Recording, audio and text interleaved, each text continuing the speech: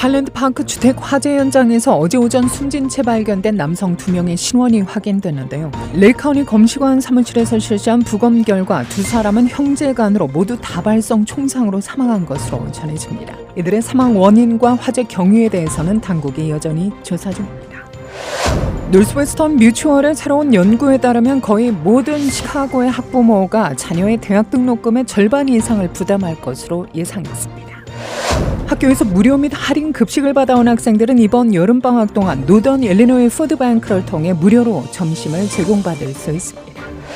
도널드 트럼프 전 대통령의 전직 참모들이 지난 2020년 대선 패배를 뒤집기 위해 위스콘신주의 선거인단을 가짜로 만든 혐의로 기소됐습니다. 일리노이를 포함한 미 전역 일부 식당에 유통된 음료에서 암을 유발할 수 있는 색소 성분이 검출돼 리콜됐습니다. TJ 맥스, 마샬 등 일부 매장이 물건을 훔쳐가는 좀도둑이 기승을 부리자 이에 대한 대응으로 직원들의 바디카메라 착용 정책을 도입하기로 했습니다. 보잉사의 우주 캡슐 스타라이너가 첫 유인 시험비행 발사에 성공했습니다. 두 차례 실패 끝에 우주로 떠난 스타라이너가 비행에 최종 성공하면 지구와 국제우주정거장을 잇는 운송 업무를 맡게 됩니다. 영국 고등교육평가기관인 QS가 어제 홈페이지에 공개한 2025 세계 대학 순위에 따르면 미국의 매사추세츠 공대 MIT가 13년 연속으로 1위에 올랐습니다. 시카고의 흑인 운전자는 거주지와 여행지에 관계없이 백인 운전자보다 경찰 단속을 받을 가능성이 더 높다는 새로운 보고서가 나왔습니다. 연방규제당국이 인공지능 AI 업계에서 마이크로소프트, 오픈 AI, 엔비디아의 지배적 역할에 대한 반독점 조사를 진행 중입니다. 뉴욕시가 맨해튼 도심부에 진입하는 차량을 대상으로 적용하려 했던 혼합 통행료 징수 계획을 무기한 보류했습니다. 공항에서 수화물 식별을 위해 리본이나 손수건 등을 묶는 행위가 여러 문제를 일으키고 있는 것으로 나타났습니다. 미국 교육위원회가 주요 종교대학들이 참여하는 새로운 종교대학 및 대학교 위원회를 출범시켰습니다. 이상 이 시각 주요 뉴스입니다.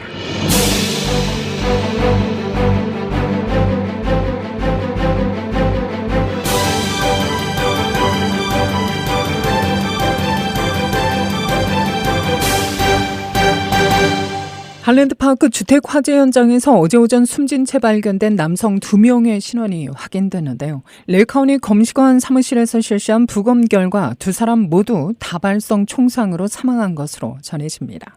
MBC 시카고는 이날 오전 3시 50분쯤 파크 애비뉴 웨스트 1700블록에서 주택 화재 신고가 접수돼 경찰과 소방관들이 출동했다고 보도했습니다. 경찰에 따르면 응급구조대원들은 도착하자마자 가족으로 추정되는 성인 남성 2명이 부상을 입고 쓰러진 채 발견됐다고 전했는데요. 두 남성 모두 현장에서 사망한 것으로 확인됐고 출동한 소방대원들에 의해 불이 진압됐으며 주택 내부와 외부에 추가 희생자는 없었다고 당국은 밝힙니다. 형제간으로 확인된 두 사람은 레이크 포레스트 출신의 63세 마크 오스트윅과 먼더라인 출신의 60세 존 오스트윅으로 확인됐는데요. 이들의 사망 원인과 화재 경위에 대해서는 당국이 여전히 조사 중인 것으로 알려집니다. 한편 인근 주민들에 따르면 이 집은 지난 수년 동안 매물로 나온 상태로 닷새 전에는 이 집에 거주한 80대 여성이 숨진 것으로 전해졌습니다. 숨진 형제의 어머니로 추정되는 가운데 지난 5월 31일 에반스턴 병원에서 사망 판정을 받은 것으로 조사됐습니다. 노스웨스턴 뮤추얼의 새로운 연구에 따르면 거의 모든 시카고 학부모가 자녀의 대학 등록금의 절반 이상을 부담할 것으로 예상됩니다. 노스웨스턴 뮤추얼의 2024년 계획 및 진행 연구에 따르면 시카고 부모 중 96%가 비용을 절반만 지불할 계획이라고 답한 반면 전국적으로는 95%가 비용을 지불할 계획입니다. 노스웨스턴 뮤추얼의 재정 고문인 벤 보이트는 부모가 자녀의 학비를 지불하기 위해 미래 저축을 줄이고 있다면 노령화된 부모가 은퇴 후를 감당할 수 없을 경우 자녀에게 부담이 돌아갈 수 있다고 말합니다. 이번 설문조사에 참여한 시카고 성인의 약 29%는 자녀의 고등교육비를 전액 부담할 계획이라고 답했는데요. 37%는 자녀가 최대 4분의 1, 30%는 자녀가 절반을 부담할 것으로 예상했습니다. 부모들은 자녀의 대학 교육비가 거의 8만 달러에 달할 것으로 예상했지만 학교 장학금, 생활 형편에 따라 달라질 수 있습니다. 아울러 시카고 성인의 20% 이상이 본인 또는 다른 사람을 위해 대학 학비를 저축하고 있는 것으로 조사됐는데요. 다만 이 노스웨스턴 뮤추얼의 크리스천 미첼은 보고서에서 대학 학위는 잠재적으로 더 큰 소득을 올릴 수 있는 잠재력이 있기 때문에 학자금 부채는 나쁜 부채가 아니라고 지적했습니다. 한편 노스웨스턴 뮤추얼의 전문가들은 부모가 자녀를 위한 대학 지출 계획을 조속히 세울 것을 권장했습니다. 학자금 대출은 선택사항이어야 하지만 은퇴 대출은 그렇지 않다고 전문가들은 말합니다. 학교에서 무료 및 할인 급식을 받아온 학생들은 이번 여름방학 동안 노던 일리노이 푸드뱅크를 통해 무료로 점심을 제공받을 수 있습니다. ABC 시카고 보도에 따르면 푸드뱅크의 Meals on the Move 프로그램은 여름방학 시즌 북부 일리노이 전역에서 하루에 약 7천 명의 어린이에게 연방 보조금 식사를 제공하는 서비스 중 하나입니다. 노던 일리노이 푸드뱅크의 대표 케이티 스캇은 학교가 쉬는 날에는 가족에 따라 부모가 매일 충분한 음식을 제공하기 어려울 수 있다며 자격이 되는 학생은 자유롭게 서비스를 이용할 수 있기를 바란다고 말했습니다. 이 푸드뱅크는 연간 방학 시즌을 저소득층을 대상으로 약 140개의 무료 식사 프로그램을 후원하고 있는데요. 일반적으로 기부금이 들어오는 휴가철과는 달리 여름철에는 기금 모금 및 자원봉사 활동이 적기 때문에 필요사항을 충족하는 것이 어려울 수 있죠.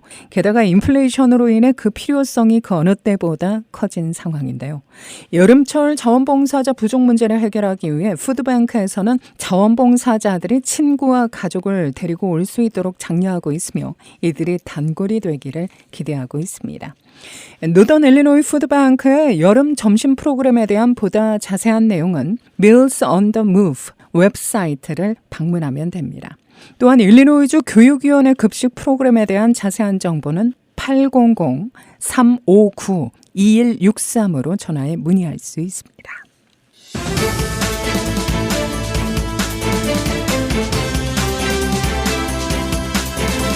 도널드 트럼프 전 대통령의 전직 참모들이 지난 2020년 대선 패배를 뒤집기 위해 위스콘신주의 선거인단을 가짜로 만든 혐의로 기소됐습니다. 워싱턴 포스트 등에 따르면 조시 카월 위스콘신주 법무장관은 어제 트럼프 전 대통령의 전직 선거 참모인 마이클 로만과 변호사인 케네스 치즈보로, 제임스 트루필스를 위조 공모 혐의로 기소했는데요. 이들은 선거인단으로 선출되지 않은 공화당원들이 선거인단인 것처럼 속이려고 한 혐의를 받고 있습니다. 대선은 각 주의 유권자가 선거 당일 투표하면 해당 주의 대표격인 선거인단이 나중에 따로 모여 투표 결과대로 대통령을 선출하는 간접 선거 방식이죠. 총 538명의 선거인단이 50개 주와 워싱턴 DC에서 해당 주의 상하원 의원 수만큼 배정됐는데 각 주에서 더 많은 표를 얻은 후보가 해당 주에 배정된 선거인단을 전부 가져가는 구조입니다. 위스콘신주에서 10명의 선거인단이 배정돼 있는데 2020년 대선에서 바이든 대통령이 약 2만 표 차로 승리해 10명을 전부 차지했죠. 그러자 트럼프 전 대통령은 위스콘신에서 재검표를 시도하면서 부재자 투표 수십만 건을 무효로 처리하려고 했으나 주 대법원이 이를 저지한 겁니다. 이날 기소된 3명은 가짜 선거인단 전략을 수립하는 것을 도왔다고 워싱턴 포스트는 설명합니다. 유죄가 확정되면 최대 징역 6년과 $10,000의 벌금이 선고될 수 있는데요. 앞서 애리조나, 미시간, 네바다, 조지아주에서도 비슷한 시도를 한 공화당원들이 기소됐습니다. 미 전역의 일부 식당에 유통된 음료에서 암을 유발할 수 있는 색소 성분이 검출돼 리콜됐습니다. 연방식품의약국 FDA는 음료 공급업체인 찰스 보니니 컴퍼니의 핑크 레모네이드와 옐로우 레모네이드 그리고 콜라 향으로 사용되는 베이스에서 암 유발 등 건강에 영향을 미칠 수 있는 유해 성분이 대량 검출돼 리콜한다고 밝혔습니다. 리콜 제품에는 연방당국에 등록되어 있지 않고 암, 알러지 등을 유발할 수 있는 아황산염 등이 포함된 것으로 알려졌는데요. 찰스 보니니 컴퍼니는 지난 3월 식당에 공급한 음료에서 유해 물질이 검출돼 대규모 리콜에 들어간 바 있죠. 한편 리콜된 주는 일리노이를 포함해 캘리포니아, 커네티컷, 펜실베니아, 뉴욕, 뉴저지, 애리조나, 미주리, 네바다 주입니다. TJ 맥스, 마샬 등 일부 매장이 물건을 훔쳐가는 좀도둑이 기승을 부리자 이에 대한 대응으로 직원들의 바디 카메라 착용 정책을 도입하기로 했습니다. TJ 맥스와 마샬, 홈굿즈 등 4,900여 개의 매장을 운영하는 대형 소매업체 TJX는 좀도둑을 막고 고객과 직원의 안전을 지키기 위해 일부 직원들에게 바디 카메라를 착용하도록 할 계획이라고 밝혔습니다. TJX 재무책임자인 존 클린저는 지난달 실적 발표에서 이 같은 계획을 공개했는데요. 바디 카메라는 철저한 교육을 받은 특정 직원들만 착용하게 될 계획이고 영상은 법 집행당국의 요청이 있을 경우에만 공유된다는 설명입니다. 극성을 부리는 좀도둑질에 바디카메라 도입을 고려한 것은 TJX만이 아닙니다. 전국 소매연맹의 지난해 조사에 따르면 소매업체 3곳 중에 1곳 이상이 바디카메라 정책에 대해 조사 중이라고 답했고 11%는 이미 시범 운영 또는 테스트 중이라고 답했습니다. 보잉사의 우주 캡슐 스타라이너가 첫 유인 시험 비행 발사에 성공했습니다. 2차례 실패 끝에 우주로 떠난 스타라이너가 비행에 최종 성공하면 지구와 국제우주정거장을 잇는 운송 업무를 맡게 됩니다. 항공우주국 나사는 이번 발사와 궤도 진입이 완벽하게 이루어졌다며 최종 성공까지는 좀 더 지켜봐야 한다고 밝혔는데요. 스타라이너는 오늘 밤 국제우주정거장 ISS에 도착합니다. 더킹에 성공하면 우주비행사들은 8일간 우주정거장에 머문 뒤 지구로 돌아옵니다. 스타라이너에 탄 나사 소속의 우주비행사 2명은 미 해군 조종사 출신의 베테랑들입니다. 앞서 발사 실패를 겪은 만큼 3번째 시도에 거는 기대가 남달랐는데요. 스타라이너의 이번 시험 비행은 지난 2022년 5월 무인 비행에 성공한 뒤 2년 만에 이뤄진 겁니다. 이번 유인 비행에 최종 성공하면 나사는 우주정거장을 오가는 운송 업무를 맡길 계획입니다. 보잉과 경쟁하는 일론 머스크의 우주기업 스페이스X의 크루 드래건은 이미 4년 전에 유인 발사에 성공해 나사의 운송 업무를 9차례 수행했습니다. 영국의 고등교육 평가기관인 QS가 어제 홈페이지에 공개한 2025년 세계 대학 순위에 따르면 미국의 매사추세츠 공대 MIT가 13년 연속으로 1위에 올랐으며 영국의 런던 임페리얼 칼리지와 옥스퍼드 대는 나란히 2위와 3위를 기록했습니다.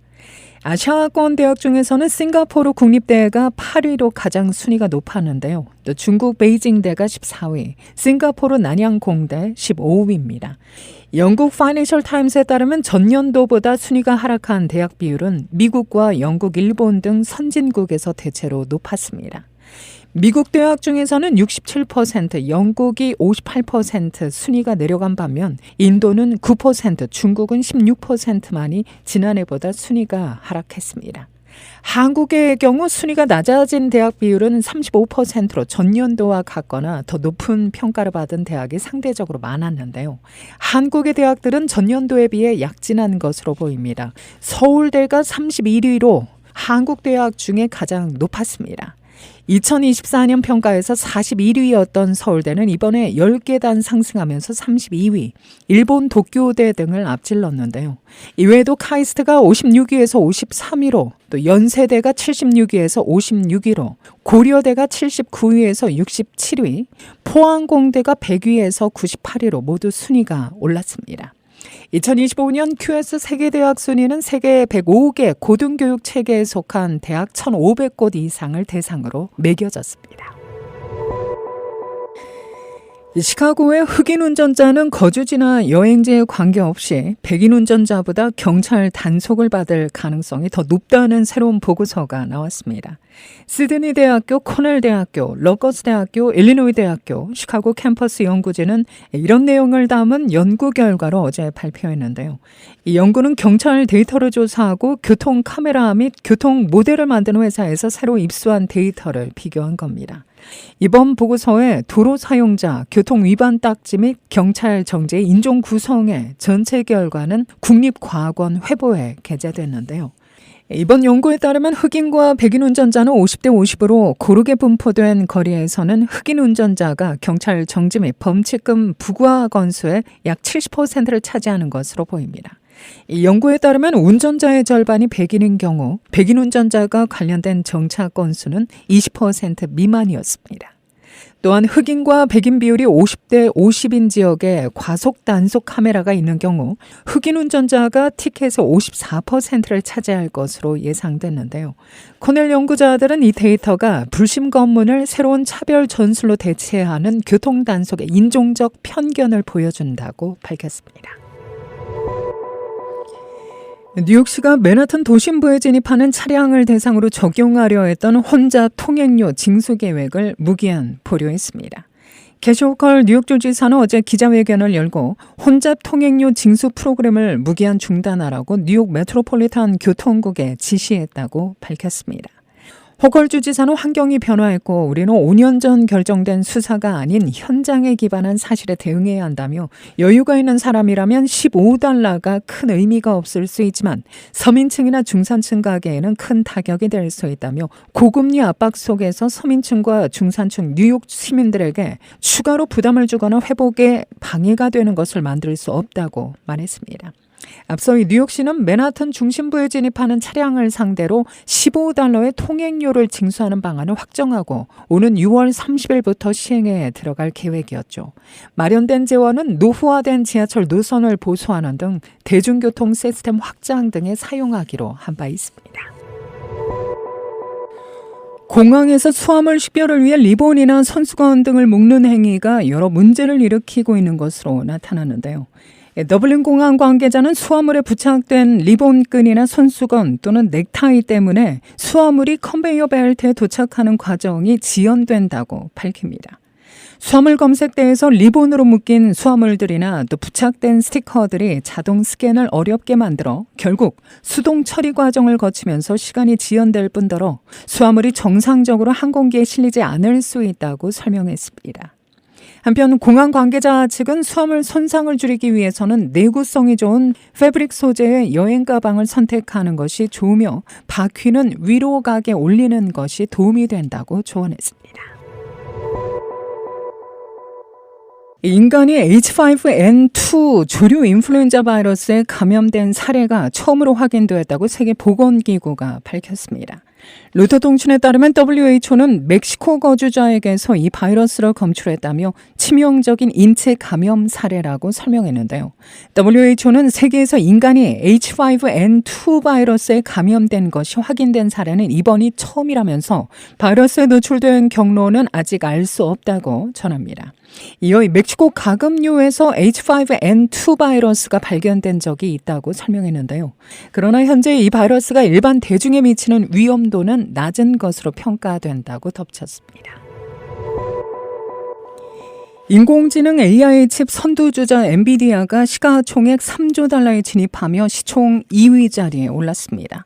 어제 뉴욕 증시에서 엔비디아 주가는 전날보다 5.16% 급등한 $1224.40에 거래를 마쳤는데요. 3거래일 연속 상승 마감한 엔비디아 주가는 지난달 23일 $1,000를 처음 넘어선 이후로는 약 25% 올랐습니다. 특히 이날 종가 기준으로 약 6개월 만에 시총 $3조 회복한 애플을 제치고 시총 2위 자리에 올랐습니다. 날씨입니다. 오늘 종일 바람은 다소 강하게 불겠으나 대체로 맑고 화창한 날씨 이어집니다. 낮 최고 76도, 밤 최저 59도입니다. 금요일인 내일도 오늘과 대체로 비슷한 날씨가 예보되고 있는데요. 낮 최고 기온 75도, 밤 최저 55도가 예상됩니다. 이 시각 기온은 70도, 습도는 72%, 바람은 서풍이 8마일의 속도로 불고 있습니다. KBS 모닝 포커스 데일리 뉴스는 삶을 마무리하는 순간을 여러분과 함께합니다. 가장 저렴한 비용과 신뢰를 바탕으로 정성을 다하는 줄리 심장의사, 최신 학문과 기술 연마를 통해 최상의 치료로 보답하는 김광수 치과, 모든 보험을 원스톱으로 해결해드립니다. 한인사회를 위한 박상마 종합보험, 최고의 상품으로 소비자의 행복을 책임지는 영신건강 제공으로 함께합니다. 이상으로 데일리 뉴스를 마칩니다. 진행의 김수현이었습니다. 오늘도 하나님의 큰 위로와 축복이 함께하기를 소망합니다.